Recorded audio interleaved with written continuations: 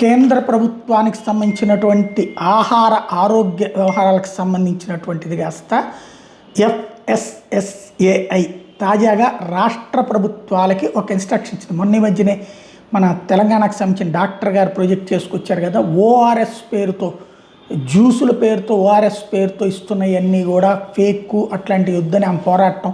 కేంద్ర ప్రభుత్వం ఇప్పుడు పంపించినటువంటి సర్క్యులర్ ఆల్ స్టేట్స్కి పంపించింది. ఈ దఫా ఫ్రూట్ బేస్డ్ బెవరేజెస్, ఈ ఫ్రూట్ జ్యూస్తో ఉంటుంది అంటే ఫ్రూట్ ఫ్లేవర్తో కూల్ డ్రింక్లు వాస్తవంగా చెప్పాలంటే ఫ్రూట్ ఫ్లేవర్తో. ఇప్పుడు ఇదివరకు మజా ఉందంటే దాంట్లో మామిడికాయ టేస్ట్ వచ్చేలాంటి ఇది అందులో ఎసెన్స్ కలుపుతారు. ఒకప్పుడు రసన అట్లాగే ఉండేదన్నమాట. అట్లాంటిది అంటే అది ఖచ్చితంగా విషపూరితమైన రసాయనకరమైనటువంటి.